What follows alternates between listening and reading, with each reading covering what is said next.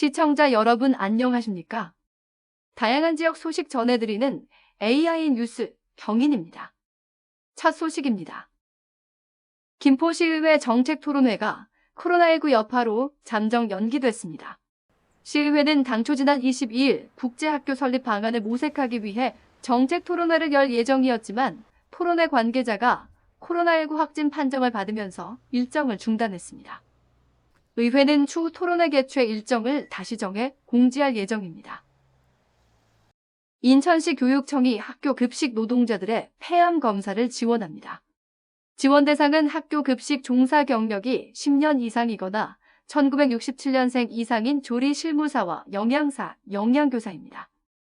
단 급식 종사 경력이 1년 미만인 노동자는 제외됩니다.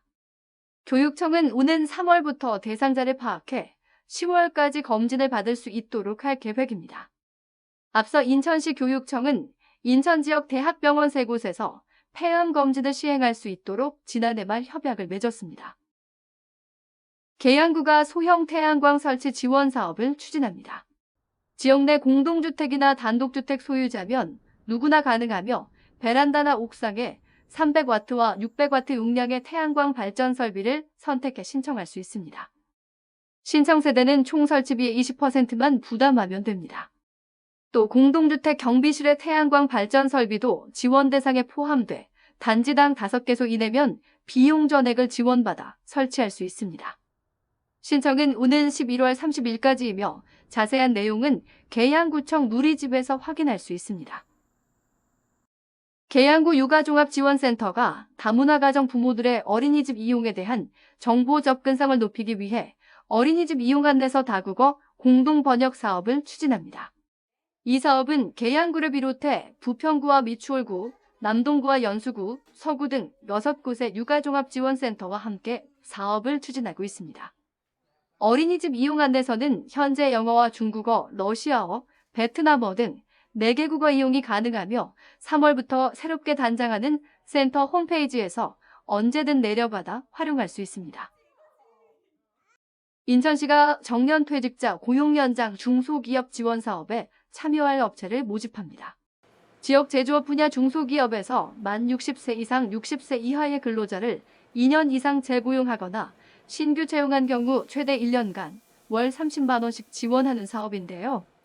기업당 고용보험 가입 인원의 10% 이내에서 최대 10명까지 지원받을 수 있으며 10인 미만 사업장의 경우 2명까지 가능합니다.